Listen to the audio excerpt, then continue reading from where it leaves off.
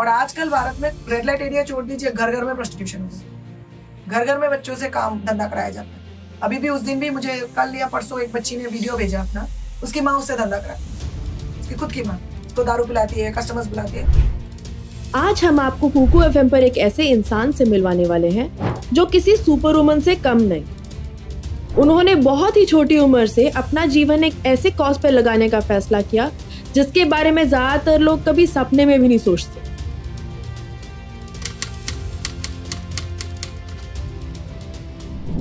नमस्ते पल्लवी जी, कुकू एफएम पर आपका स्वागत है। सबसे पहले ये बताइए, आपको ह्यूमन ट्रैफिकिंग एक्टिविस्ट बनने की कॉलिंग कब और कहां से आई? सच बताओ तो कॉलिंग तो नहीं बोल सकती, पर जब मैं 12 साल की थी तो मैं पश्चिम बंगाल आई थी, कोलकाता आई थी घूमने के लिए। मेरे कजिन की शादी थी, तो उनके घर में जो खाना बनाने वाली दीदी थी वो खाना बनाती थी और मैं बहुत बातें करती थी। मतलब वैसे भी मैं बहुत ज्यादा बातें करती हूँ। तो वो मुझे बोली कि तुम 1 महीने की छुट्टी के लिए आई हो, तुमने कोलकाता में तो सब कुछ देख ही लिया है, तुम गाँव जाओगी क्या मेरे? तो वो दक्षिण 24 परगना में एक जगह है लक्कीकांतपुर करके, तो वो मुझे ले गई। तो 5 दिन के लिए, 5 से 7 दिन के लिए गई थी। तीसरे दिन तक तो कुछ नहीं हुआ। गांव में बच्चे मुझे बहुत बातें करते थे, पसंद करते थे, क्योंकि मैं बहुत बातें भी करती थी बच्चों से। चौथे दिन में एक आदमी लुंगी पहने हुए थे और गले में गमछा मतलब गमछा लेके बहुत चिल्ला रहे थे और बोल रहे थे कि उनकी बेटी गायब है। वो बार बार आ रहे थे, बार बार मुझे पूछ रहे थे, बार बार बोल रहे थे मेरी बेटी गायब है, मेरी बेटी गायब है। अब आप सोचिए, अगर आप कभी भी किसी गुमशुदा के बारे में सुनते हैं या न्यूज़पेपर में पढ़ते हैं तो किसी को फर्क नहीं पड़ता। अभी भी इतना हाइट है, इतना कद है, चप्पल मिसिंग है, हमें फर्क नहीं पड़ता। मुझे भी क्या, मैं खुद 12 साल की थी, मुझे भी क्या फर्क पड़ेगा। वो बार बार मेरे पास ही आ रहे थे। दोपहर हो गया, शाम को फिर वो आए, आके मुझे बोलने लगे कि अगर तुम्हारे पिताजी तुमको ऐसे ढूंढते तो तुमको कैसा लगता? मतलब पता नहीं वो बात क्यों मुझे खटकी, क्योंकि मेरे फादर अलग कानपुर में रहते थे, ज्यादातर हमारे साथ नहीं रहते थे काम की वजह से। तो मेरे दिमाग में वो बात पता नहीं गड़ गई। मैंने उनको बोला आपने क्या किया? बोल रहे हैं मैं थाने गया था, थाने में भी वो लोग बोल रहे हैं ढूंढ रहे हैं, मिल नहीं रहा है। मेरे दिमाग में सिर्फ यही था, क्योंकि मैं बंगाली हूँ, लेकिन मैं असम के एक बहुत छोटे रेलवे टाउन से आती हूँ। और वहां पे क्या है कि आप अभी भी जाएंगे ना तो हर कोई आपको पहचानता है, और जाने का एक रास्ता है, आने का भी एक ही रास्ता है। एक छोटे से गांव में जहाँ पे 5,000 से 7,000 लोग रहते हैं, कहाँ से एक लड़की गायब हो गई जो कि 12 साल की है और किसी को पता नहीं? यही प्रश्न मेरे दिमाग में चलता रहा। मैं ज्यादा कुछ कर नहीं पाई, अंकल का नाम लेके आ गई। अभी भी मुझे वो अंकल का फेस याद आता है, अभी भी कभी कभी। उसके बाद शुरू हुआ मेरा ढूंढना कि गुमशुदा बच्चों के साथ क्या होता।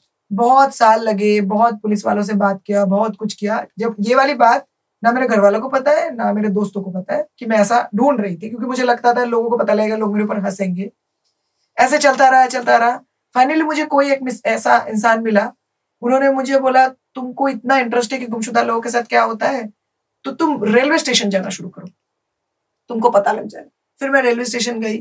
रेलवे स्टेशन में मैं देखने लगी कि मैं जहाँ से हूँ, असम है, लामडिंग है जगह का नाम, ज्यादातर बंगाली और असमीज लोग रहते हैं। वहां पे मुझे दिखा राजस्थान के लोग, हरियाणा के लोग भीख मांगते हुए, वो राजस्थान में जो कड़ा पहनते हैं वो पहने हुए। मैंने उनको पूछा आप क्यों आए हो इधर? तो बोलने लगे कि हम यहाँ पे काम के लिए बुलाए गए थे, पर हमें तो काम ही नहीं है। तो मुझे लगा कहीं ना कहीं ये गुमशुदा से कनेक्ट हो सकता है, लेकिन पूरा कनेक्ट नहीं हो रहा है, जो मैं ढूंढ रही हूँ वो नहीं है। ऐसे कर करके बहुत साल गए। फिर मैं नॉर्थ ईस्ट की अलग अलग जगह में जाती थी। फिर मैं देखती थी कि बच्चे, छोटे छोटे बच्चे, 8-9 साल के बच्चे पॉकेट में ड्रग्स लेके घूम रहे हैं, ड्रग्स बेचते हैं बच्चे। और बच्चों पे कोई शक भी नहीं करता क्योंकि वो बच्चा है। तो ऐसे कर करके बहुत साल चले गए। सबसे बड़ा खुलासा तब आया जब मैं कॉलेज में थी, मुझे अभी भी याद है। 3 दिन से एक लड़की मुझे फॉलो कर रही थी, मतलब कंटिन्यू फॉलो कर रही थी। मतलब जब फेस्ट खत्म हुआ मैं उसके पास बाकायदा गई और मैंने उसको पूछा कि भाई तुम्हें मेरे को इतना फॉलो क्यों कर रही हो, क्या कारण है? वो मुझे बोल रहे आप कौन सा भाषा बोल रहे हो? मैंने उसको बोला बंगाली भाषा। फिर बोले नहीं, जो आप भाषा बोलते हो ना वो हमारे गांव में बहुत से दीदियां, मामियां, चाचियां बोलती है। तो मैंने बोला बोल सकती है, कॉमन भाषा है। बोल रहे नहीं नहीं नहीं, हमारे गांव में तो सब हरियाणा के लोग हैं। वो पता नहीं, वो बात मुझे लगा कि मुझे उस गांव में जाना पड़ेगा। मैंने उसको बहुत रिक्वेस्ट किया गांव ले जाओ। वो लिटरली वहां से भाग गई। उसको लगा पता नहीं वो किस प्रॉब्लम में, झंझट में पड़ जाएगी। 3-4 महीने मैंने बहुत लोगों को रिक्वेस्ट किया कि मुझे गांव ले जाओ, गांव ले जाओ, कोई नहीं ले गया। फाइनली एक लड़की रेडी हुई मुझे ले जाने के लिए, लेकिन उसका ये शर्त था कि तुम वहां पे जाके कोई पंगा नहीं करोगी, क्योंकि उसको लगा मैं कुछ वहां पे कर क्वेश्चन पूछूंगी कुछ भी। मैंने बोला नहीं कुछ नहीं करूंगी, मैं जाऊंगी। मैं गई हरियाणा में, एक जिले में गई। वहां से मैं, एक बहुत बड़ा कोठी थी, कोठी के अंदर से मैं गई 10-15 किलोमीटर अंदर। एक जगह था जहाँ पे कम से कम 50 से 60 औरतें बैठी हुई थी, सब हरियाणवी ड्रेस में। ये मैं आपको बता रही हूँ करीब, पता नहीं, जब मैं 19 साल की थी, अब मैं 33 होने वाली हूँ, तो सोचिए कितने साल पहले। तो वो सारी बैठी हुई थी, सबके सर में इतना घूंघट था, सिल्वर के कड़े थे, पूरा एकदम हरियाणवी ड्रेस। मैंने उस लड़की को बोला तुम इधर क्यों लेके आई, सारी तो हरियाणवी औरतें हैं। फिर बोल रही है अरे तुम बात तो करो। मैंने बोला नहीं मैं बात नहीं कर सकती, मुझे नहीं पता, मुझे लगता है सारी हरियाणवी औरतें हैं। फिर वो बहुत फोर्स किया, तो मैंने बंगाली में उनको पूछा कि आप कैसे हो। तो वहां से बीच से एक लड़की रोने लगी और बोलने लगी कि आप पश्चिम बंगाल से हो। पहला प्रश्न था ये। फिर मैंने बोला नहीं मैं असम से हूँ पर मैं बंगाली हूँ। फिर मैंने बोला क्यों क्या हुआ। फिर बोली मैं पश्चिम बंगाल से हूँ, मैं नदिया जिले से हूँ, उसने बोला। फिर मैंने उसको पूछा तुम इधर कैसे आ गई। फिर बोल रहे दीदी मैं मेला में गई थी। वो लड़की जब मैं उससे मिली तो 17 प्लस थी, 18 होने वाली थी। बोली दीदी जब मैं 12 साल की थी, मैं गाँव में गई थी, मेले में एक लड़का मिला, मेरे साथ दोस्ती हुई। वो 2-3 महीना मेरे से मिला, मेरे से उसका प्यार हुआ, उसने मुझे चाय पिलाई, ये पिलाया वो पिलाया। फाइनली उसने बोला यहाँ पे बेरोजगारी है, गरीबी है हमारे गाँव में, चलो दिल्ली चलते हैं। मैंने पहले मना किया, पर उसने मुझे इतना अच्छे दुनिया, अच्छे लाइफ का उसके फोटोज दिखाए, ये दिखाए वो दिखाए। फिर मैं आ गई। फिर मैं उससे पहले तो मैं साउथ लाइन है सियालदह में, वहां से मैं आई सियालदह, फिर वहां से हावड़ा आई, फिर मैं ट्रेन में बैठ गई, फिर मैं दिल्ली आई। दिल्ली आने के बाद पता नहीं मैंने क्या पिया, मुझे याद नहीं है, पर मैंने जब आंखें खोला तो मैंने देखा मैं एक रूम में बंद हूँ। हरियाणा है ये भी नहीं पता था। मेरे आंखें बंद है, मैंने दरवाजा बहुत खटखटाया, तो एक औरत ने दरवाजा खुला। तो मैंने पूछा बंगाली में कि मैं कहाँ हूँ। तो औरत ने मुझे गांव का नाम बताया, क्या बोलते हैं, राज्य का नाम बताया। फिर मैं रोने लगी, बोल रही हूँ मैं क्या कर रही हूँ। तो उन्होंने बोला तू हमारी बहू है। मेरे को समझ में नहीं आया। फिर मैंने सोचा कोई नहीं, शायद वही लड़का होगा, तो मैं खुश हो गई। फिर मेरे को थोड़े टाइम बाद पता लगा कि मेरी शादी हो गई है और मुझे किसी ने बेच दिया है 35-40 हजार में। मैंने जब पूछना चाहा कौन मेरा पति है, तो मैं अपने पति को देख के डर गई। तो मैंने बोला क्यों तुम डर गई। फिर बोलते हैं कि मेरे पति का उम्र मेरे से कम 25-30 साल ज्यादा है। फिर मैंने उसको पूछा तुम जाना चाहती हो अभी घर। तो उसने बोला नहीं मैं घर नहीं जाना चाहती, हमारे वहाँ पे बहुत गरीबी है, मुझे कोई एक्सेप्ट नहीं करेगा, मैं अलग धर्म की हूँ, अलग जाति की हूँ, और यहाँ पे मैं अलग जगह में रह रही हूँ। मेरे पति ने खरीदा है मुझे, पर मुझे टॉर्चर नहीं करता, बहुत बड़ा है मेरी उम्र से, बंगाल, उड़ीसा, नॉर्थ ईस्ट के राज्य से, अलग अलग जगहों से लड़कियां जिनकी उम्र 15, 17, 18 है और उनका पति 40, 45, 50 ऐसे करके। तो फिर मेरे दिमाग में कीड़ा घुस गया कि यार इनके साथ तो कुछ काम करना पड़ेगा, इनके लिए क्या करना पड़ेगा। फिर चलो मेरा ग्रेजुएशन कंप्लीट हुआ, मास्टर्स कंप्लीट हुआ। फिर मेरे को बैंगलोर में बहुत अच्छा एक जॉब मिला था, मैंने छोड़ दिया वो, दिल्ली आ गई। मैं दिल्ली आके मैं मंत्रालय को लिखने लगी, मुझे इसमें काम करना है। फाइनली एक ऑर्गेनाइजेशन ने मुझे हायर किया, वो भी रिसर्च के काम के लिए, क्योंकि उन्होंने मेरा रिसर्च का एक्सटेंसिव बैकग्राउंड देख लिया था और उनको लगा था कि इसको बंगाली, असमी सारे भाषा आते हैं, जो कि सोर्स एरिया के भाषा है। सोर्स एरिया मतलब जहां से लड़कियों को उठाया जाता है। तो इसलिए उस एनजीओ ने मुझे हायर किया। 2 महीना कोई रेड नहीं, रिसर्च का काम करी। तीसरे महीने में एक रेड में गई, जब उनकी रेड जो करती है लड़की, वो छुट्टी पे थी। मैंने अच्छे से रेड किया, फिर शुरू हुआ रेड में जा 4 साल, 4.5 साल मैंने बहुत रेड किया ऑर्गेनाइजेशन के साथ। फाइनली मैंने छोड़ दिया। तो मैं, अगर आप मुझे पूछेंगे कॉलिंग, तो मैं तो ये बोलूंगी कि एक तो इंसिडेंट, उसके बाद उस फादर का चेहरा, और दूसरी बात है एक के बाद एक चीजें होती गई ऑर्गेनिकली, जिसके बाद मुझे लगा है कि मुझे इसमें काम करना है, मैं कुछ कर सकती हूँ। उनके लिए कर सकती हूँ या नहीं कर सकती हूँ पता नहीं, पर मेरे खुद के सेटिस्फेक्शन के लिए तो मैं कर सकती हूँ। तो वैसे शुरू हुआ जर्नी। आपने एक वर्ड यूज किया, सोर्स एरिया, इसको थोड़ा इलैबोरेट करिए प्लीज। देखिए, सोर्स एरिया होता है, जैसे मानव तस्करी में, ह्यूमन ट्रैफिकिंग में 3 चीज होती है: सोर्स, ट्रांजिट, डेस्टिनेशन। सोर्स मतलब ऐसा जगह जहां से लड़कियों को, औरतों को, लड़कों को, आदमियों को उठाया जाता है मतलब वहीं से शुरू होता है कहानी। उसके बाद होता है ट्रांजिट, डेस्टिनेशन। वो ऐसे जगह होते हैं जो पिछड़े है पूरे देश से, मतलब जो जिसमें कारोबार कम है, जिसमें लोग गरीब है, जिसमें लोग बेरोजगार है, जिसमें लोग अनपढ़ है, जिसमें लोगों को हमेशा किसी ना किसी चीज की जरूरत है, मजबूर है, मैं किसी के मर्जी में हूं, मतलब मेरे ऊपर कोई दया कर दे टाइप। तो वो होता है सोर्स। भारत में सोर्स अगर आप बोले तो नॉर्थ ईस्ट कुछ हद तक है, बंगाल बहुत ज्यादा है, उड़ीसा है, अब तो उड़ीसा फिर भी चेंज होने लगा है, आंध्रा है, मतलब ऐसे राज्य जहां पे गांव ज्यादा है, जहां पे आने जाने का व्यवस्था बहुत चैलेंजिंग है, ट्रांसपोर्टेशन, रोजगार कुछ नहीं है। मतलब भूकंप है, साइक्लोन है, बाढ़ आ जाती है, ये होते हैं सोर्स एरिया जहां पे इंसान मजबूर है और उसकी मजबूरी का फायदा कोई और उठा सकता है।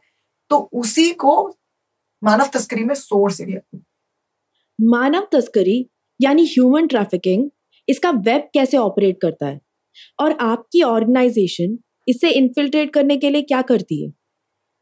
जो मानव तस्करी है क्या, मानव तस्करी में एक इंसान को बहुत सारी चीजों के लिए बहला फुसला के लिया जाता है, चाहे वो काम हो, चाहे वो प्यार हो, चाहे वो शादी हो, चाहे वो जिंदगी में बेहतर हो। जैसे अभी एक मूवी आई है डंकी, आपने देखा? डंकी में जो माइग्रेशन है, मानव तस्करी में माइग्रेशन भी, एक जगह से एक जगह जाना, वो भी बहुत एक बड़ी चीज हो जाती है, क्योंकि अधिकतर टाइम पे मानव तस्करी $1 बिलियन इंडस्ट्री है, इसमें अरबों रुपए हैं। जैसे अनलाइक आर्म्स एंड ड्रग्स, जैसे आप बंदूकें ले लीजिए, ड्रग्स ले लीजिए, उसको इंसान एक बार यूज कर सकता है, उसके बाद बेकार हो जाते हैं। चलो बंदूक तो बार बार यूज कर सकते हैं, लेकिन ड्रग्स जो है एक बार यूज कर सकते हैं। मानव तस्करी अनोखा और डिफरेंट इसलिए है क्योंकि एक इंसान को आप अनगिनत बार बेचा खरीद सकते हो। मतलब मुझे याद है एक लड़की को मैंने रेस्क्यू किया था, उसको 25 बार बेचा गया। मतलब हैंडलर्स अलग अलग हो जाते हैं। तो मुद्दा यह है कि मानव तस्करी दूसरी तस्करी से अलग है। इसका नेटवर्क ऐसे चलता है कि जो सोर्स है वहां से लोगों को उठाया जाता है, जो मजबूर लोग हैं उनको एक्सप्लॉइट किया जाता है डेस्टिनेशन में। डेस्टिनेशन हो सकता है दिल्ली, बॉम्बे, बैंगलोर, सारे मेट्रो सिटीज जो Tier 1 सिटीज है, अलग अलग चीजों के लिए। एक होता है आपका वेश्यावृत्ति, प्रोस्टिट्यूशन जो है, जो बहुत पॉपुलर है। एक होता है फोर्स्ड मैरिज, जबरन शादी, जो नॉर्थ इंडिया के कुछ राज्यों में होता है, क्योंकि मर्दों और औरतों का जो क्या बोलते हैं रेशियो है वो ज्यादा है कम है, इस वजह से। एक होता है आपका बंधुआ मजदूरी। बंधुआ मजदूरी में क्या बोलते हैं, आपको 24 घंटा काम करा सकते हैं। फिर ये जो हम ब्रिक की फैक्ट्री देखते हैं, ईट की फैक्ट्री देखते हैं, बीड़ी फैक्ट्री देखते हैं, कपड़े जो पहनते हैं हम, फास्ट फैशन इंडस्ट्रीज, जो फास्ट फैशन इंडस्ट्रीज है, सबसे ज्यादा फास्ट फैशन इंडस्ट्रीज में बच्चों को रखा जाता है, बच्चे ही काम करते हैं। अब जीन्स की फैक्ट्री में देखो पीछे कौन काम करता है, चूड़ी देखो, बिंदी देखो, ये सारे क्रैकर फैक्ट्री। शिवकाशी एक जगह है तमिलनाडु में जहां पे बच्चे क्रैकर बनाते हैं। मैक्सिमम बच्चों के हाथ में इन्फेक्शन है, बिकॉज जो केमिकल्स है वो इतने खतरनाक होते हैं। तो किसी भी तरह का जो फोर्स लेबर है उसमें लोगों को यूज किया जाता है। तो मेरा ऑर्गेनाइजेशन कैसे इन्फिल्ट्रेट करता है या फिर कोई और ऑर्गेनाइजेशन, सबसे बड़ी चीज है, देखिए मानव तस्करी को रोकना आसान नहीं, इम्पॉसिबल। लोग हम क्या कर सकते हैं, हम उसको प्रिवेंट कर सकते हैं। क्योंकि हम जब भी रेस्क्यू करते हैं, रेस्क्यू के बाद किसी भी लड़की लड़का आदमी को रेस्क्यू करते हैं, उसके बाद उसकी जिंदगी को पहले जैसे जिंदगी में लाने में सालों लग जाते हैं। तो मेरा ऑर्गेनाइजेशन जो काम करता है वो रेस्क्यू तो करता ही है, उसके सिवा 3 चीज में हम करते हैं। प्रिवेंट, प्रिवेंट मतलब सोर्स जो है जहां से मानव तस्करी पनपती है, वहां पे जाके लोगों को बताना कि आप मानव तस्करी का शिकार मत हो, आप बाहर मत जाओ। अवेयरनेस देना, ट्रेनिंग्स देना। हम एंटी ह्यूमन ट्रैफिकिंग क्लब्स बनाते हैं, हम विलेज रिस्पॉन्स कमिटीज बनाते हैं, गांव के लोग हैं उनको अकाउंटेबल रिस्पॉन्सिबल बनाते हैं ताकि वो ना जाए। ये तो प्राइमरी चीज है। तो मेन चीज है, एक तरह तो प्रिवेंशन में काम करो, इसको रोकने में काम करो, दूसरा इसको एम्पावरमेंट में काम करो। इन्फिल्ट्रेट का सबसे बड़ा चीज है जो तस्करी करता है उसका सजा हो। तो हम लोग जो भी लड़कियों को रेस्क्यू करते हैं, हम बोलते हैं तुम FIR करो, FIR करो। मेन प्रॉब्लम है कि जितने लोग लड़कियों की तस्करी करते हैं उनको कन्विक्शंस नहीं मिलता, सजा नहीं मिलता। सजा ना मिलने के कारण वो छुट्टा सांड की तरह हो जाते हैं। उनको लगता है मैंने 2 लड़कियों को तस्करी किया है, मेरे को तो किसी ने कुछ किया ही नहीं, अब मैं 10 को करूंगा। तो इस वजह से बहुत जरूरी है कि सजा मिले और समाज का माइंडसेट चेंज करना। लोग बोलते हैं लड़कियों का नहीं, लड़कियों से ज्यादा है समाज का माइंडसेट चेंज करना। समाज के साथ हम डीस्टिग्मेटाइजेशन वर्कशॉप करते हैं। समाज को बोलते हैं कि अगर इसके साथ ऐसा हो गया तो मेरे साथ भी हो सकता है, आप उसको एक्सेप्टेंस करो। तो इस तरह से हम इसको इन्फिल्ट्रेट और वो करते। रेस्क्यू या रेड का क्या प्रोसेस होता है? देखिए रेड का प्रोसेस क्या होता है, आपको जैसे एक छोटा सा उदाहरण दूंगी। जैसे मेरे पास फोन आया कि एक राज्य से लड़की गायब है, फिर मैं पूछती हूँ, पहले हम लोग नहीं पूछते थे, अब हम पूछते हैं कि कोई FIR है क्या। अगर FIR है, FIR में क्या क्या, लड़की कहाँ की है। क्योंकि बहुत बार ऐसा हुआ है कि हम रेड करने गए, फिर पता चला कि लड़की खुद से आई है या फिर जो भी है। तो हम अगर कोई इन्फॉर्मेशन आता है, हम पहले तुरंत उसको बोलते हैं FIR करो। FIR जो फर्स्ट इन्फॉर्मेशन रिपोर्ट है क्या वो है, वो देखते हैं। देख के अगर जो एड्रेस है, लड़की ने अगर घर में फोन किया होगा तो उसका हम टावर लोकेशन निकालते हैं, जिसको बोलते हैं CDR details, call details record, वो निकालते हैं। निकाल के हम इन्फॉर्मर को, इन्फॉर्मर जाता है, इन्फॉर्मर जाके रेकी करता है। रेकी मतलब वेरिफिकेशन कि वो जगह है क्या। उसके बाद जब वो हमें बोलता है, क्योंकि अंदर जाके देखेगा तो लड़की को भगा देंगे, जब वो बोलता है वो जगह है, फिर उसके बाद हम थाने जाते हैं। थाने जाके चिट्ठी देते हैं। थाने, क्योंकि बिना पुलिस के हम रेड नहीं कर सकते, जितना भी अच्छा काम करे बिना पुलिस के नहीं कर सकते। फिर पुलिस के साथ जाते हैं, पुलिस के साथ जाके वहां पे देखते हैं लड़की है क्या। फिर लड़की के बयान के अकॉर्डिंग लड़की को रेस्क्यू, ऑफ कोर्स बयान दे ना दे उसको रेस्क्यू करते हैं। उसके बाद थाने आते हैं, उसके बयान के अकॉर्डिंग FIR रजिस्टर होता है।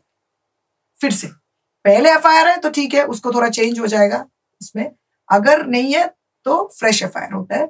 और भारत में अगर कहीं पे भी जुर्म होता है, आप FIR कहीं पे भी रजिस्टर कर सकते हो, 0 FIR करके। बहुत लोगों को लगता है कि मैं दिल्ली में हूँ, असम का केस है, मैं कैसे दिल्ली में रजिस्टर कर सकता हूँ। कहीं पे भी आप FIR रजिस्टर कर सकते हो, बस 0 FIR करके। फिर जैसे ही बोलोगे कि क्राइम इधर हुआ है, और फिर उधर वो नंबर में आ जाएगा। तो ये चीज लोगों को पता नहीं है। इसलिए आप, अगर आपको लगता है कोई बच्चा कहीं गायब है या फिर कहीं पे कोई तस्करी का मैटर है, तो आप FIR इमीडिएटली रजिस्टर कर सकते हैं। आपको ये इन्फॉर्मेशन या टिप कहाँ से आती है? पहले तो जैसे देखिए इन्फॉर्मर ही इन्फॉर्म करता था, पहले कोई जानता नहीं था जब स्टार्ट किया था। अब पुलिस से आती है, लोकल NGOs है जो शायद पश्चिम बंगाल में, उड़ीसा में, असम में, वहां से आते हैं। अब वहां से आने लगे हैं। पुलिस इन्फॉर्म करती है। फिर क्योंकि हम वीडियो में इतना बात करते हैं, कोई वीडियो देख के भी बोलता है, तो इस तरह से अलग अलग लोग इन्फॉर्म करते हैं। लेकिन लोग चाहते हैं कि उनका पहचान गोपनीय रहे। लोगों का रिक्वेस्ट यही रहता है, जैसे पुलिस बोलती है तो ऑफ कोर्स कोई मैटर नहीं है, NGO बोलती है तो मैक्सिमम लोग चाहते हैं कि उनका पहचान गोपनीय रहे। तो इन्फॉर्मर कोई भी हो सकता है, ऐसा कोई रूल नहीं है कि इन्फॉर्मर सिर्फ आपके जान पहचान के लोग हो सकता है। बहुत लोग होते हैं जो इन्फॉर्म करते हैं। ये इन्फॉर्मर्स कौन होते हैं? क्या इनको कोई रिस्क होता है?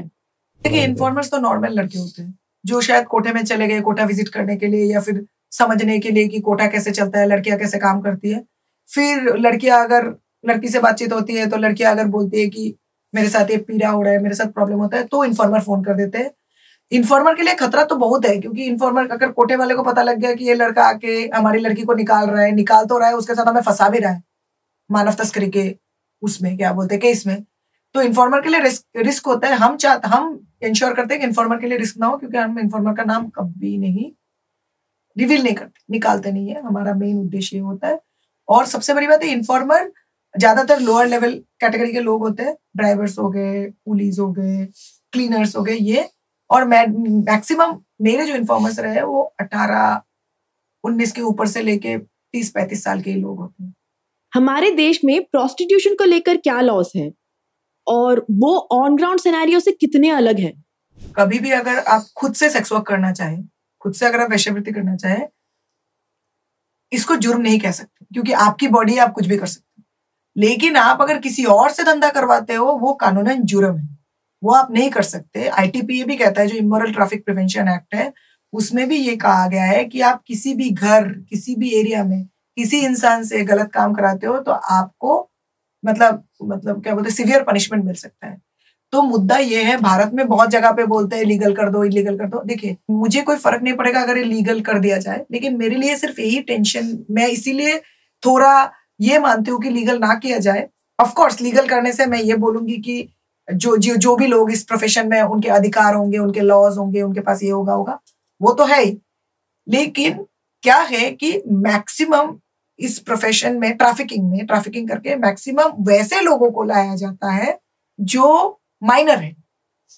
और अगर लीगल हम कर भी देंगे तो क्या होगा, माइनर का तो आइडिया निकल जाएगा, फिर बोलेंगे ये तो लीगल है। जैसे आप बताइए, आप अगर मेरे घर में आते हैं और रेड करने के लिए, बिना पुलिस वारंट आप आ सकते हो? नहीं आ सकते। वैसे अगर लीगल पूरा हो गया तो कोर्टों में जाओगे और बोलोगे कि हमको निकालना है, तो बोलेंगे तो माइनर है ही नहीं। अभी जैसे इलीगल है, इसीलिए किसी भी कोर्ट में हम रेड कर सकते हैं। लीगल होने से ऑफकोर्स उनके राइट्स तो होंगे ही, उसका आई अप्रिशिएट, लेकिन हम लड़कियां निकाल नहीं सकते, बच्चों को निकाल नहीं सकते। और यहाँ पे सबसे ज्यादा माइनर लड़कियों का डिमांड है, और माइनर लड़कियां जाती ही नहीं अपने मर्जी से। जितनी भी लड़कियां मुझे मिली है वो नहीं जाती। और आजकल भारत में रेड लाइट एरिया छोड़ दीजिए, घर घर में प्रोस्टिट्यूशन हो रही है, घर घर में बच्चों से काम धंधा कराया जाता है। अभी भी उस दिन भी मुझे कल या परसों एक बच्ची ने वीडियो भेजा अपना, पता नहीं कैसे इन्वेस्टिगेशन करूंगी, दिमाग लगा रही हूँ अभी भी। उसकी माँ उससे धंधा कराती है, उसकी खुद की माँ उसको दारू पिलाती है, कस्टमर्स बुलाती है। तो इस कैटेगरी में आपको देखना पड़ेगा आपका कानून क्या कहता है, क्योंकि अब आपने केस डाल दिया, इन्वेस्टिगेशन हो गया, सब कुछ हो गया। जितने भी लोगों से मैंने बात किया सब मुझे बोल रहे हैं अगर थोड़े दिन बाद जाके वो लड़की बोले कि उसने कंप्लेन नहीं किया था, उसकी मां ऐसा नहीं करती, तो हम क्या करेंगे? तो समझ रहे, बहुत थिन लाइन है। तो कानून में भी बहुत सारी चीज है जो बहुत सही है, लेकिन मुद्दा ये जो प्रोस्टिट्यूशन का मैटर है, आईटीपी है या फिर जो ट्रैफिकिंग है, इसमें जो सजा मिलती है बहुत टाइम बाद मिलती है, बहुत टाइम। जैसे अभी भी एक केस है 13-14 का, अभी भी मैं जा रही हूँ विटनेस के लिए। सोचिए 10 साल में इंसान तो भूल भी गया होगा कि उसके साथ क्या होता है। हजारों रेस्क्यू किया है, इसमें शायद 8 से 9 कन्विक्शन हुए होंगे। हजारों केस में अगर 8 से 9 कन्विक्शन हो रहा है तो सोचिए ना क्या हो रहा है। तो इस वजह से बहुत ज्यादा प्रॉब्लम है कि कन्विक्शंस नहीं होते और तस्कर ओपनली घूम रहे हैं। लड़कियां गांव में डर डर के रहती है, तस्कर ऐसे घूम रहा है जैसे उसने कोई मतलब उसको कोई मेडल मिला है। तो इस तरह की सिचुएशन है, ये वाला ग्राउंड रियलिटी है जो कि एक बहुत बड़ा प्रॉब्लम है। अब तक आपने कितनी लड़कियों को रेस्क्यू किया है और उनमें से माइनर्स कितनी थी? बहुत रेस्क्यूज किए हैं, मैं काउंट नहीं करती। लोग मतलब डिफरेंट सोर्सेज से लोग निकाल चुके हैं कि 10,000। मैं कभी नहीं काउंट करती, क्योंकि उस टाइम पे जब आप रेड में जाते हो ना, आप ना वीडियो ले सकते हो ना फोटोज ले सकते हो। लोग मुझे बोलते हैं वीडियोज है, बहुत सारे वीडियोज बहुत लोगों ने लिए हैं। मैं खुद से कभी वीडियो नहीं लेती, क्योंकि जब जाती हूँ ना सिचुएशन ऐसा होता है, लड़की की हालत इतनी बुरी होती है, आपके दिमाग में नहीं रहेगा कि आप वीडियो लो। तो माइनर्स तो मैक्सिमम तो माइनर्स से रेस्क्यू किया है, मैक्सिमम माइनर्स से रेस्क्यू किया है। ब्राइड ट्रैफिकिंग बोल दीजिए, जबरन शादी बोल दीजिए, फोर्स्ड मैरिज जिसको बोलते हैं, फोर्स्ड लेबर जिसको बोलते हैं, बंधुआ मजदूरी बोल दीजिए, या फिर प्रोस्टिट्यूशन बोल दीजिए, होम बेस्ड प्रोस्टिट्यूशन बोल दीजिए, स्पा बोल दीजिए। तो मैक्सिमम तो माइनर्स को रेस्क्यू किया है। कितने माइनर्स रेस्क्यू किया मैं नहीं बोल सकती, बहुत माइनर्स रेस्क्यू किया, लेकिन अधिकतर 12 की उम्र से 13 से 17 एज की उम्र की मैक्सिमम लड़कियों को रेस्क्यू किया है। सबसे छोटी बच्ची को रेस्क्यू किया था, वो 4 महीने की थी, सबसे छोटी। उसको मिडिल ईस्ट बेचा जा रहा था। तो बहुत दिन से हमको खबर मिल रहा था कि एक हॉस्पिटल है जो नोएडा में, जो कि बच्चों को इलीगल अडॉप्शन और ये सब में करते हैं। और फिर हमने बहुत बहुत दिमाग लगाया, फिर फाइनली हम रेड पे गए। अपने आप को डेकॉय कस्टमर बन के गई थी, एज ए शेख की नौकरानी करके मैं गई थी। और फिर हमने 4 महीने की बच्ची को रेस्क्यू किया। फिर केस अभी भी चल रहा है, केस की डिटेल ज्यादा बता नहीं सकती, इन्वेस्टिगेशन चल रहा है। सबसे छोटी बच्ची, सोचिए, उस लड़की को मैंने 2013 में रेस्क्यू किया था, अभी मैं जा रही हूँ केस में। 10 साल हो गए, बच्ची 10 साल की हो गई होगी। तो यही है बात। और मुद्दा ये है कि वो हॉस्पिटल को अरेस्ट किया गया। डॉक्टर नहीं था, वो कंपाउंडर था, नर्स नहीं थी, वो क्या बोलते हैं, वो जो बोलते हैं ना नर्स, मिडवाइफ थी। तो ये तो प्रॉपर चल रहा है। तो इस तरह के अंगों के व्यापार भी होते हैं, illegal selling of organs, kidney बोलिए, आइज बोलिए, सब कोरोना में बहुत हुआ है इलीगल सेलिंग ऑफ ऑर्गन्स। और वही बहुत बड़ा कारण है कि मैंने एनजीओ खोला। कोरोना में मेरे पास रिपोर्ट आ रहे थे कि बहुत सारे बच्चे हैं जिनका इलीगल मतलब कोरोना पॉजिटिव बोल के उनके अंगों को निकाल के बेचा जा रहा है। बहुत इन्वेस्टिगेशन करने की कोशिश की, ज्यादा कुछ हाथ नहीं लगा। तब मुझे लगा कि नहीं कुछ, बिकॉज आप इंडिविजुअल में कितना भी एक्टिविज्म कर लो, सोशल वर्क कर लो, जो भी कर लो, आपके पीछे एक संस्था होना बहुत जरूरी है। तब मैंने सोचा कि ठीक है, हमें शायद एक संस्था बनाना पड़ेगा। तो तभी शुरू हुआ। नहीं तो सबसे ज्यादा वल्नरेबल बच्चे हैं। आप देखिए रास्ते में भीख जो मांगते हैं, तो ये तो सारा ट्रैफिकिंग का पार्ट ही है। ये लोग लड़कियों को मैनिपुलेट कैसे करते हैं? देखिए, सबसे बड़ी बात है तो जो लड़कियां है वो ज्यादातर गरीब गांव से होती है, mostly remote villages of India बोल सकते हैं, रिमोट गांव से होती है।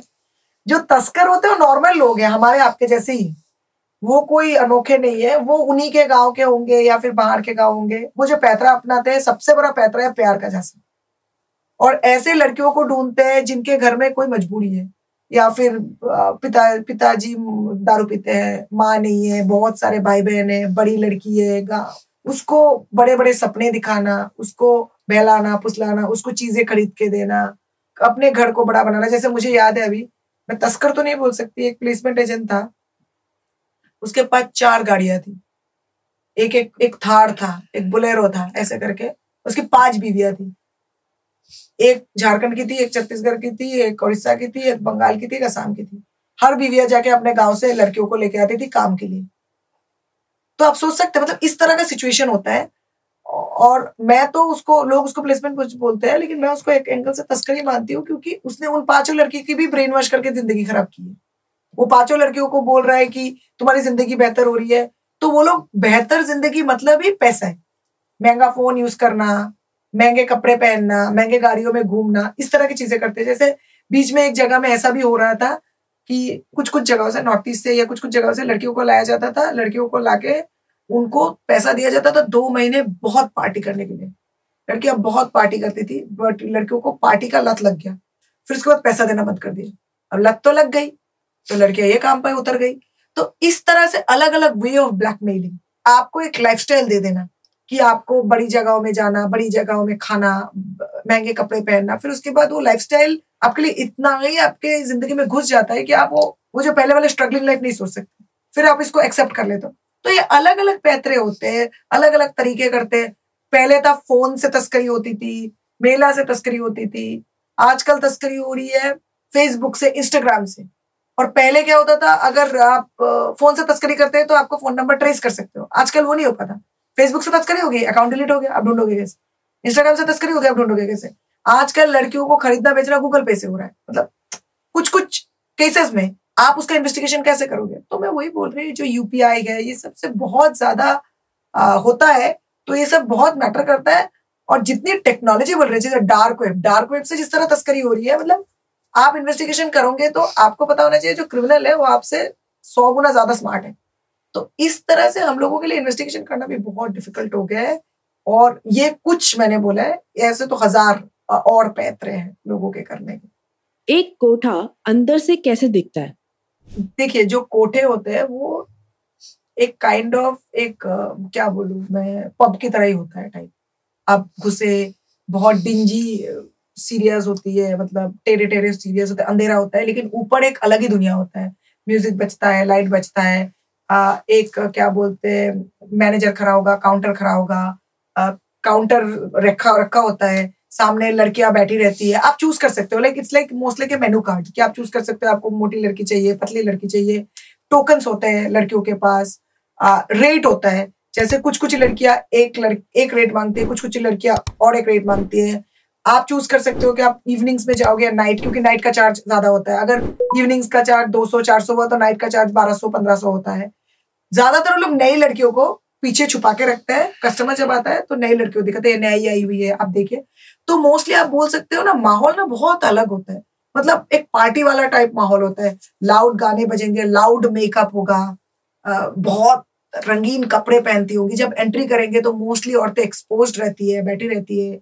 मतलब अनलेस एंड अनटिल, मैं जितनी बार गई हूँ, जब पुलिस के साथ गई हूँ तो वो लोग ड्रेसअप रहती है, वरना अगर पुलिस नहीं होती है तो जिस तरह वो बैठी रहती है, वो मतलब वो कोई भी इंसान देखेगा तो वो बहुत ज्यादा परेशान होगा या नहीं होगा, थोड़ा आश्चर्य तो हो जाएगा। बिकॉज वो काइंड ऑफ ये होता है कि आपको उनके प्रति अट्रैक्ट कराना हर तरह से। तो इस तरह का माहौल होता है कोटे में।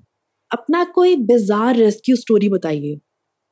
एक केस था जहाँ पे हम 2 लड़कियों को ढूंढने गए थे, मिल नहीं रही थी, बहुत मुश्किल किया, ट्रंक खोला, डब्बे खोले, सब कुछ खोला। फाइनली वो एक 3x3 का एक टनल था, उसको तोड़ के 8 लड़कियां निकली थी। वो एक केस था। एक केस ऐसा था जहाँ पे लड़की को क्या बोलते हैं, पानी का जो हम छत के ऊपर लगाते हैं अपने पानी का टैंकर, वैसे एक ब्लू कलर का पानी का जो जहाँ पे पानी रखते हैं उसके ऊपर जो कवर होता है, उसके अंदर एक लड़की को रखा गया था। एक लड़की को बेडिंग जो होता है, बेडिंग क्या बोलते हैं मुझे, जो हमारा मैट्रेस होता है, गद्दे के बीच में लड़की थी, उसको मतलब गद्दे के ऊपर गद्दा में उसको काट के फिर हमको निकालना पड़ा। ऐसे बहुत केस है जहाँ पे अलग अलग, मतलब लिटरली वॉल के पीछे लड़की होगी, आपको पता नहीं लगा, आपको डंडे से ठोकना पड़ेगा तब आपको पता होगा। तो वो लोग अलग अलग तरह से लोगों को रखने की कोशिश करते हैं। टेबल के नीचे एक लड़की को रेस्क्यू किया था, बेड के नीचे थी, बेड के ऊपर प्रेशर कुकर, भगोना, प्लेट्स, सारे किचन के सामान थे। वो तो रैंडमली मैं जाके चेक करने लगी तो पता लगा। तो जनरली वो लोग बाहर नहीं रखते हैं, अंदर ही रखते हैं लड़कियों को, इस तरह के रूफ के ऊपर, क्या बोलते हैं, फ्लोर के नीचे। फ्लोर में जाएंगे, फ्लोर में कारपेट बिछाएं, आपको कारपेट उठाना पड़ेगा। आपने फ्लोर को काटा, देखा फ्लोर नहीं है, वो एक प्लैंक है। अलग अलग तरीके से लड़कियों को रखते हैं, जिसको आप ढूंढना बड़ा मुश्किल है। जब किसी रेड में प्रूव हो जाता है कि माइनर्स भी इन्वॉल्व हैं, उसके बाद एक्शंस क्या लिए जाते हैं? सबसे बड़ी बात है, जो कोठे में अरेस्ट होता है उसके पास अगर माइनर लड़की निकली तो वही अरेस्ट होती है। कोठा सील हो जाने का अगर प्रूफ हो गया कि उस कोठे में एक बच्ची से धंधा कराया जाता है, तो कोर्ट में जजमेंट के बाद वर्डिक्ट जो बोलते हैं ना, जजमेंट डे में अगर ये होगा तो कोठा सील हो जाता है, कोठा बंद हो जाता है। और सिर्फ उसी को जेल होगा जिसको हम पकड़ते हैं, क्योंकि वो तो कुछ बताता ही नहीं है ना, वो आगे कौन था, पीछे कौन था, कोठा मालिक कौन है, मैनेजर कौन है, वो कुछ नहीं बताएगा, वो चुप रहती है और फिर बोलते रहते हैं मैंने नहीं रेस्क्यू किया, ये वो। सोशल का पता नहीं, इम्प्रिजनमेंट होता है, अगर सजा मिलती है तो 7 से 10 साल, कॉम्पेंसेशन जुर्माना देना पड़ता है। लड़की निकल जाती है, फिर लड़की को केस होती है तो विक्टिम कॉम्पेंसेशन मिलता है, वीसी बोलते हैं हम जिसको, विक्टिम कॉम्पेंसेशन मिलता है। पर विक्टिम कॉम्पेंसेशन मिलने में सालों लग जाते हैं, वो एक प्रॉब्लम है। कोर्ट में ये साबित करना कि वो मानव तस्करी की शिकार थी, उसको बेचा गया था, उससे धंधा कराया जाता, उसको भी प्रूफ करने में साल लग जाते हैं। उसके पीछे बहुत प्रॉब्लम्स है। एक प्रॉब्लम ये है कि हमारे कोर्टों में जजेस की कमी, मतलब नंबर्स बहुत कम है, अंडरस्टाफ्ड है, अरबों केसेस है हमारे कोर्ट्स में। और एक होता है जिसको हम रेस्क्यू करते हैं वो आता नहीं है, कभी डिफेंस काउंसिल एब्सेंट हो जाता है तो कभी प्रोसिक्यूशन। जो लड़कियां होती है वो लड़कियां जा नहीं पाती है, उसके पीछे भी आप ब्लेम नहीं कर सकते। उनके समाज में इतना उठना बैठना, पुलिस का आना, समन होना, गांव में ये पता करना कि तस्करी की शिकार है, बहुत बड़ी बात हो जाती है। सोशली तो बहुत बुरा हाल होता है। मैं बोलती हूँ आपको, अगर रिहेबिलिटेशन और एम्पावरमेंट प्रॉपरली नहीं हुआ तो जहां तक जो अरेस्ट होता है वो तो सालों केस चलते हैं, फिर स्कॉट फ्री भी हो जाते हैं। मेरे बहुत ऐसे केसेस, मैंने आपको बोला ना, हजारों केसेस में 8 से 9 कन्विक्शंस हुए। सोचिए ना, जितने भी लोगों ने गलत किया सब बाहर घूम रहे हैं, और एक इंसान जो गलत करता है वो बाहर घूमता है तो 50 और गलत काम करेगा। और सबसे बड़ी बात है, हमें नेटवर्क नहीं तोड़ पाते। इसके पीछे कारण है, जो लड़की से बात करता है वो अलग होता है, जो लड़की को रिसीव करता है वो अलग होता है, जिसने लड़की को ट्रेन में बिठाया वो अलग है, जिसने लड़की को उधर में ट्रेन से उतारा वो अलग है। कोई किसी को नहीं जानता।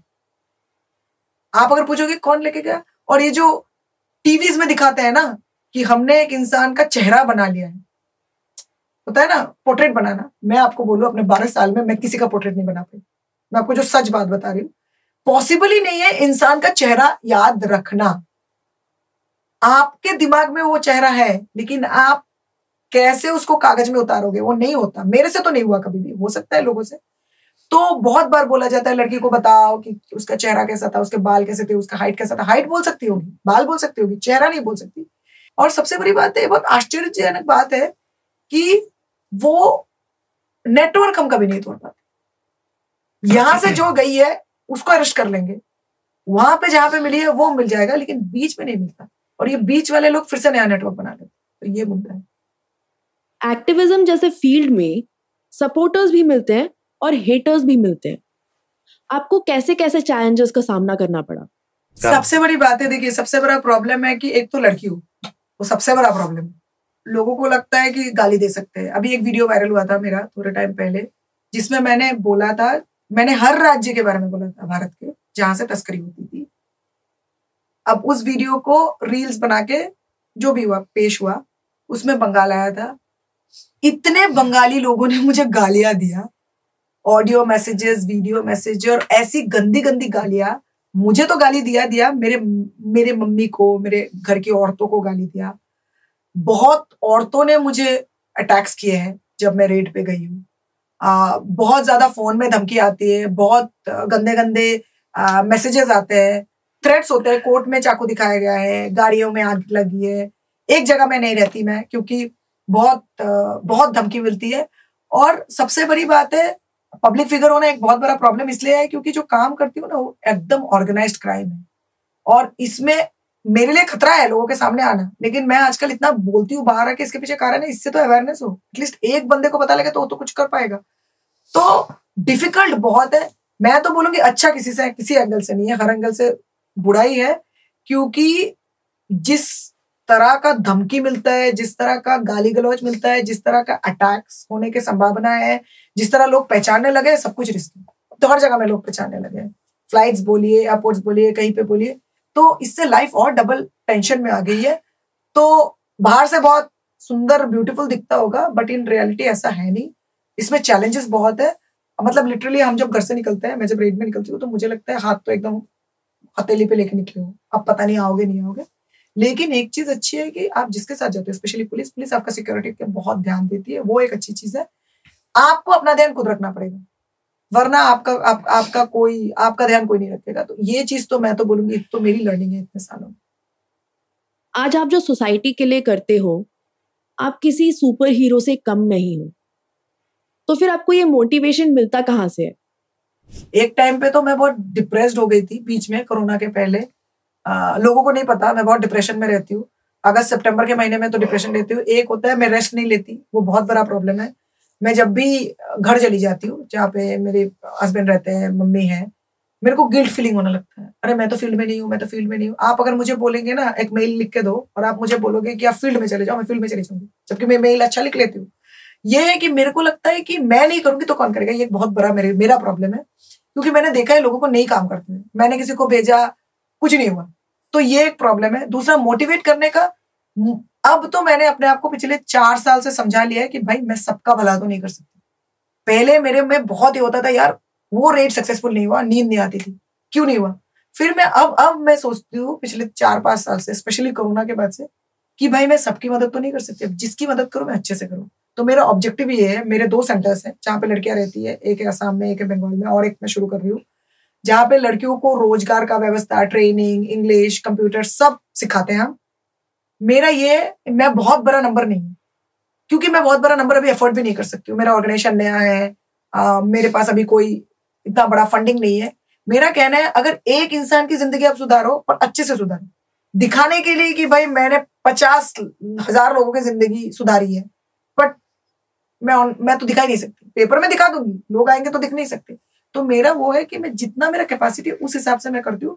और मोटिवेशन तो मैं बोलूंगी, मोटिवेट तो नहीं हो पाती मोटिवेट, क्योंकि सबसे बड़ा है कि आप मोटिवेट कैसे करते हो। बस मैं बहुत ट्रैवल करती हूँ, ये एक है मोटिवेट, उससे हो जाती हूँ। अलग अलग लोगों से देखना, हर किस्म के लोगों से बात करना, तो वैसे चलता रहता है। वरना मोटिवेशन अगर आप बोलेंगे तो मोटिवेशन आप क्या होके मोटिवेशन करेंगे, कन्विक्शंस नहीं हो रही है, फिर से कोर्ट जाना पड़ेगा। अभी मैं फिर से विटनेस देने जाऊंगी, फिर क्या बोलते हैं, हर दिन एक लड़की फोन करके बोलती है। अभी जैसे एक केस है, उसके ताया जी के बेटे ने उसकी तस्करी कर दी, लड़की की। अब ताया जी का बेटा हर दिन उसको धमका रहा है, वो जेल था 2 साल, अभी वो निकल गया। अब हर दूसरे दिन धमका रहा है कि मैं तेरे माँ बाप, तेरे पति को बता दूंगी कि तू तस्करी की शिकार है। लड़की की माँ बोल रहे, आज बोल रहे वो इधर है, कल बोल रहे उधर है, लड़के को पता लग जाएगा। तो मतलब हर मिनट लोग दुख की बात बोलते हैं। तो मैं जब दुनिया में लोग इतने खुश है देखती हूँ तो अच्छा लगता है। बट मैं वही सोचती हूँ कि वो लोग अगर मेरे साथ आके देखेंगे ना, तो तब उनको समझ में आएंगे कि लोग कितने प्रिविलेज्ड है।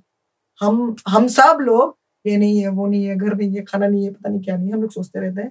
लेकिन मैं जहाँ पे काम करती हूँ, लोगों के पास कुछ नहीं है। बाथरूम तो छोड़ दीजिए, लोग टर्पोलिन के अंडर रहते हैं। मैं सोचती हूँ अगर वो लोग इधर चले जाएंगे तो वो तो भगवान को मतलब वो बोलना शुरू कर देंगे हमारी जिंदगी कितनी अच्छी है। तो मुद्दा ये है कि बहुत सारा एक पॉपुलेशन है हमारे देश में या विदेशों में, जहाँ पे भी, मेरे फैमिलीज में भी, जिनको समझ में नहीं आता। वो बोलते अरे होता हो, मतलब फर्क नहीं पड़ता। तो मैं ये बोल के खत्म करना चाहती हूँ कि हम इंसान ना बहुत ज्यादा सेल्फिश है, हम सब। मैं ये नहीं बोल रही हूँ कि सब एक्टिविस्ट बनो, सोशल वर्कर्स बनो, ये सब मैं किसी को नहीं बोल रही हूँ। लेकिन हम ना घोड़े की तरह है, हमको सिर्फ सामने दिखता है, हम आसपास नहीं दिखते। मैं किसी को नहीं बोल रही हूँ कि आप लोगों को आके मदद करो, और मैं वही बोल रही हूँ कि अगर आपको कुछ ऐसा दिखे तो एटलीस्ट रिपोर्ट तो करो, एनोनिमस होके। घर में तो न्याय करो। हमारे घर में जितने लोग काम झाड़ू पोछा करते हैं, हम उनके साथ कितना बदतमीजी से बिहेव करते हैं।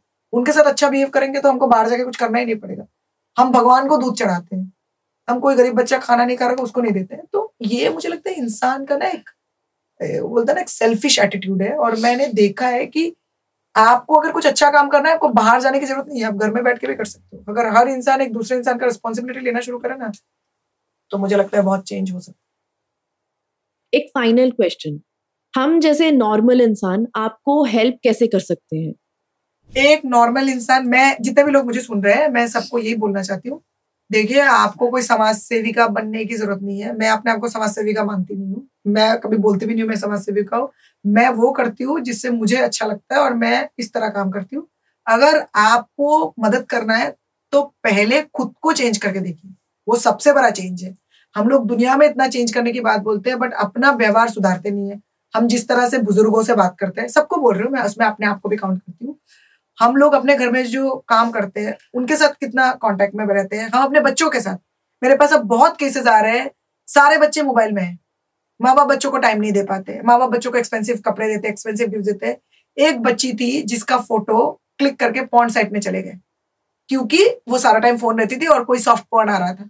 तो मैं सबको बोल रही हूँ कि आसपास जो भी चीजें होती है ना, थोड़ा प्रेजेंट में रहिए। सब लोग, वर्चुअल दुनिया ऐसी है ना, बहुत इंटरेस्टिंग है। हम सब लोग सारा टाइम फोन में रहते हैं, उसमें मैं अपने आप को भी काउंट करूंगी।